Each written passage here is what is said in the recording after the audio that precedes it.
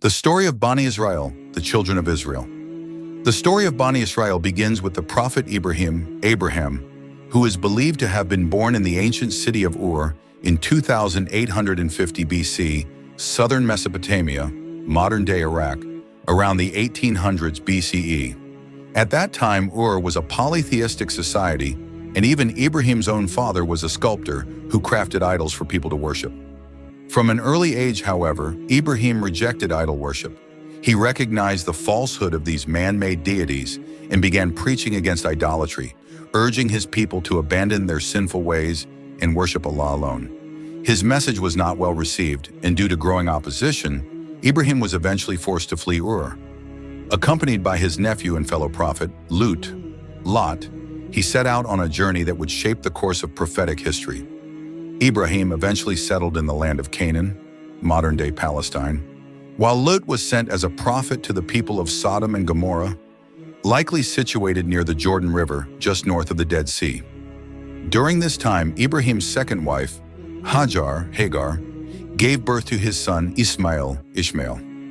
By divine command, Ibrahim took Hagar and Ishmael deep into the Arabian desert and left them in a barren valley, what would later become Mecca.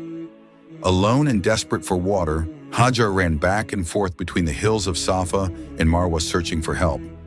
Eventually, she discovered the Zamzam well, which allowed them to survive and marked the beginning of the settlement that would grow into the holy city of Mecca. Years later, Ibrahim returned to Mecca and alongside his now grown son, Ismail, built the Kaaba, the sacred sanctuary, and invited the people of the world to perform pilgrimage, Hajj, there. As part of the Hajj rites, Allah tested Ibrahim by commanding him to sacrifice his beloved son. Both father and son submitted to the divine command, but at the last moment, Allah replaced Ismail with a ram, thus establishing the tradition of sacrifice during Eid al-Adha. Ibrahim later returned to Canaan, where his first wife, Sarah, gave birth to his son Isaac. Ishaq would go on to father Jacob, who was also known as Israel. From this point, the lineage of Bani Isra'il begins, as Yaqub's descendants came to be known as the children of Israel. Yaqub had 12 sons, each of whom became the patriarch of one of the 12 tribes of Israel. However, these brothers were not always united. In their youth, 10 of them grew jealous of their brother Joseph, whom they believed was their father's favorite. Driven by envy, they plotted to get rid of him by abandoning him in a well. A passing caravan discovered Yusuf and brought him to Egypt, where he was sold to a high-ranking Egyptian official and his wife. Yusuf was raised in their household, gaining insight into Egyptian society and politics. However, when he reached adulthood, the minister's wife attempted to seduce him. Yusuf resisted her advances, but when the matter became public, he was imprisoned to silence the scandal. Years passed and Yusuf remained in prison, forgotten, until the king of Egypt needed someone to interpret a troubling dream. Word of Yusuf's gift for dream interpretation reached the palace, and he was summoned. Impressed by Yusuf's wisdom, the king brought him out of prison and gave him a position of great responsibility: Yusuf, the famine, and the rise of Bani Isra'il in Egypt. Recognized for his wisdom and integrity, Joseph, was appointed to a high-ranking position within the Egyptian government. Around that time, a devastating famine struck Egypt and surrounding regions, including Canaan in the east. People from across the region traveled to Egypt, where thanks to Yusuf's foresight, vast reserves of food had been stored in anticipation of such a crisis. Among those seeking help were Yusuf's own brothers. After a series of encounters, Yusuf eventually revealed his true identity to them. Instead of harboring resentment, he forgave them and invited them to bring their father Jacob, and their entire family to Egypt. Thus, the children of Israel, Bani Isra'il, migrated to Egypt, where they initially lived in comfort and held respected positions under the rule of the Egyptian king. Important historical context. It is worth noting that during Yusuf's time, circa 1600 BCE, Egypt was ruled not by native pharaohs, but by the Hyksos, foreign rulers who had invaded and seized control. The Hyksos referred to themselves as kings, not pharaohs, which aligns with the Quranic and biblical terminology used for the ruler in Yusuf's story. However, in the 1500s BCE, the native Egyptian dynasty rose again. Pharaoh Amos I defeated the Hyksos and established the 18th dynasty, marking the beginning of Egypt's New Kingdom period. With this shift in power, the status of Bani Isra'il changed drastically. No longer favored, they were enslaved by the new pharaonic regime and subjected to generations of brutal oppression. Their sons were often slaughtered, and their daughters likely faced unspeakable abuses. The birth of Musa, Moses, and his rise. Amid this dark period, Musa, Moses, was born. Fearing for his life under the Pharaoh's decree to kill all newborn Israelite boys, his mother placed him in a basket and set him adrift on the Nile. By the will of Allah, the basket was discovered by the royal household, and Musa was adopted by Asiya, the Pharaoh's pious and noble wife. Like Yusuf, Musa was raised within the halls of power, educated in the affairs of the elite. However, his life took a drastic turn when he witnessed an Egyptian beating a man from Bani Isra'il. Musa intervened and, in the struggle, accidentally killed the Egyptian. Fearing punishment, he fled Egypt and journeyed eastward to the land of Midian. There, Musa met the prophet Shu'aib, Jethro, and eventually married one of his daughters.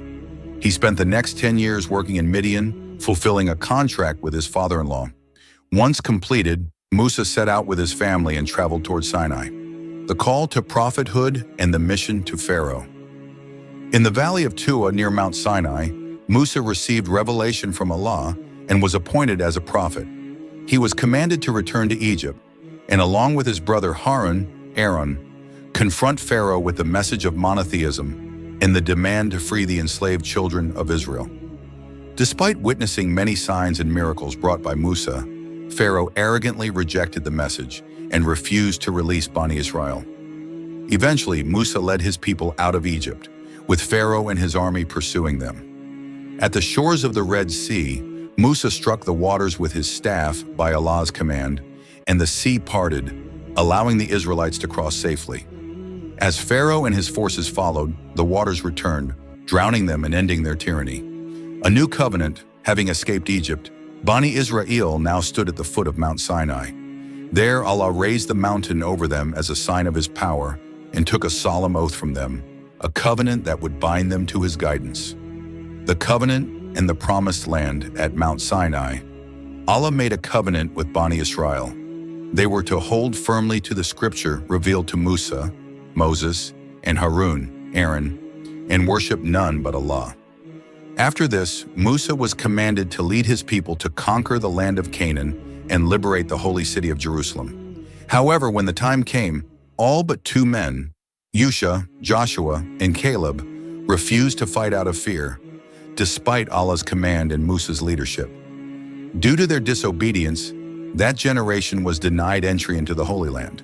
Musa later passed away, and leadership passed to Yusha, who succeeded him as a prophet and commander.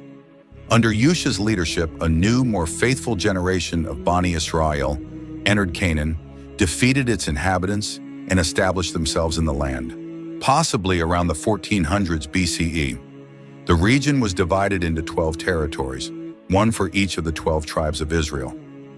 The rise of a kingdom. For several centuries, Bani Isra'il lived in the land, governed by tribal leaders and judges. Eventually, the tribal chiefs approached a prophet, possibly the prophet Samuel, requesting a king to unify them. By divine command, the prophet appointed Saul, as their first king around 1050 BCE.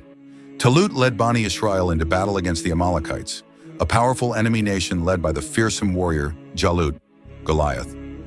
In that decisive battle, a young and unknown shepherd named David, stepped forward, faced Jalut, and killed him with a single shot from his sling. His bravery led not only to victory, but eventually earned him prophethood and later kingship. The golden era of Dawood and Sulaiman. Under Dawood's leadership, the United Kingdom of Israel flourished. He was a just and wise ruler, a skilled warrior, and a devout servant of Allah.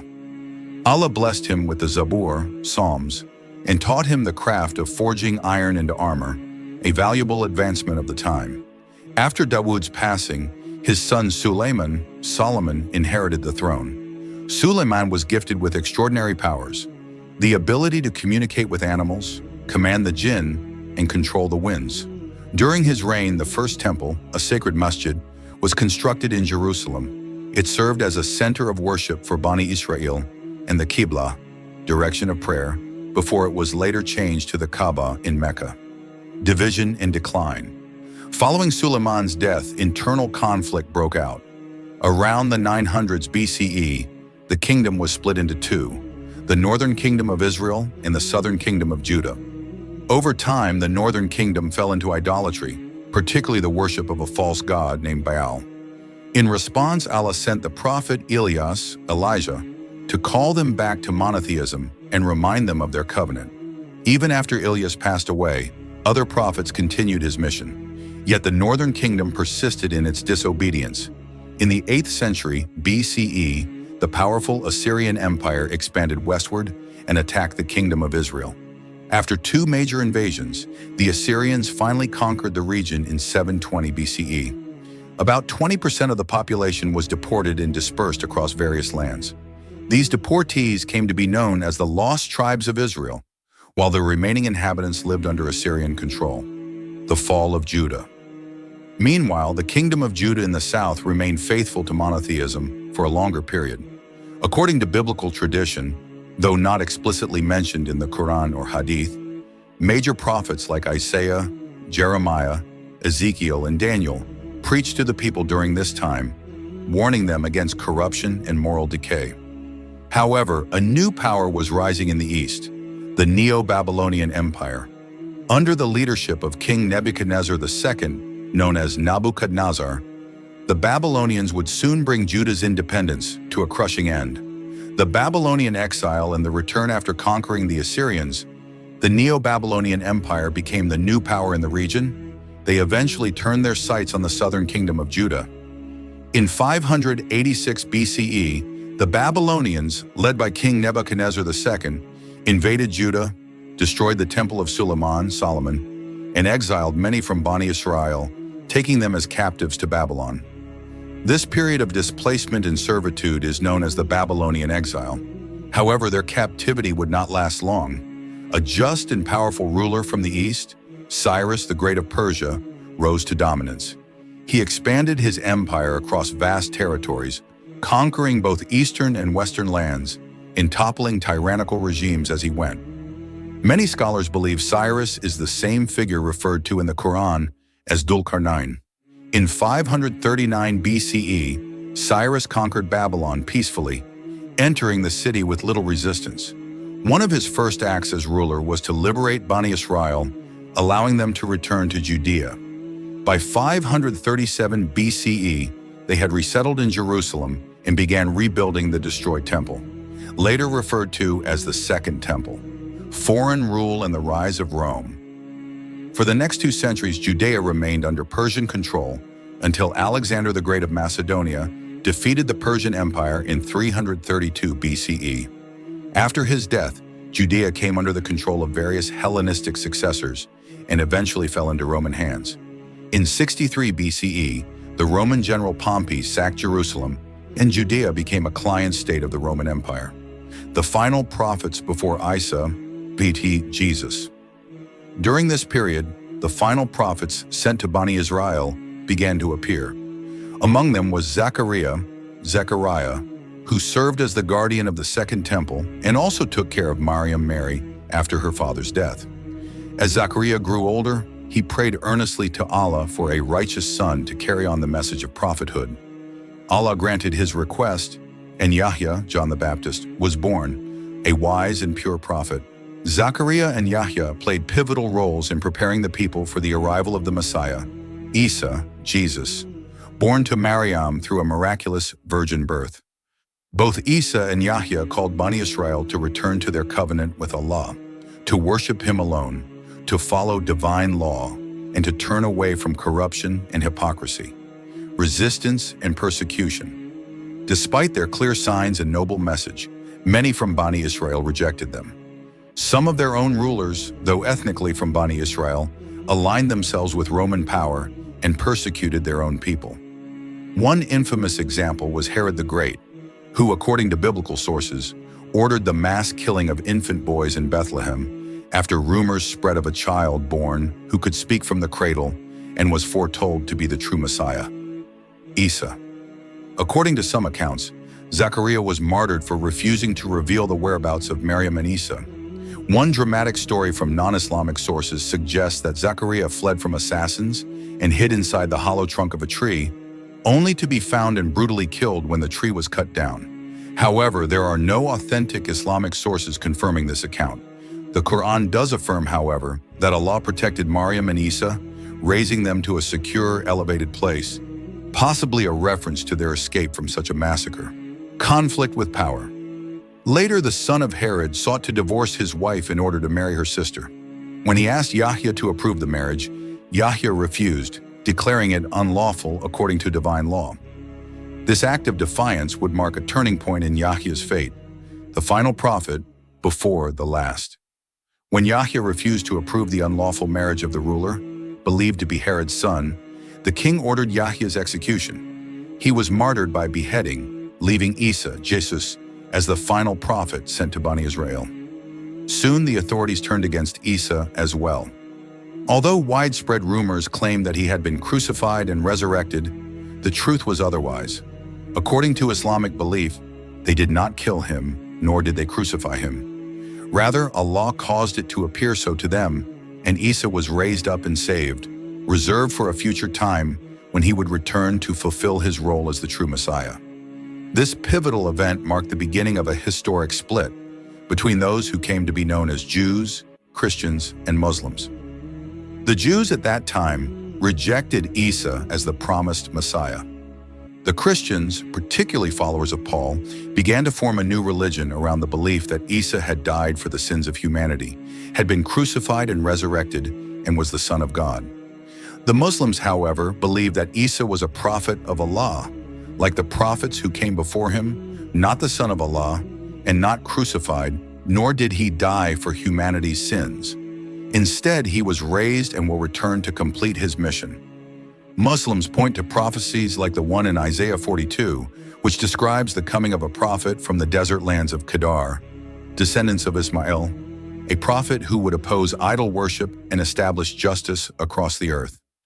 This prophecy, Muslims believe, refers not to Isa, but to Muhammad, the final messenger of Allah, the legacy of Bani Isra'il. This was the story of Bani Isra'il, the people who received prophets, scriptures, and divine guidance before the coming of the final prophet. Among them were the most righteous of people, and among them were those who fell into corruption. They had eras of strength and unity, and times of division and decline. But their story is not just a history, it is our story too. The Muslims are the spiritual successors of Bani Isra'il, inheritors of their mission and covenant, to worship none but Allah and to hold firmly to His guidance and the teachings of His prophets.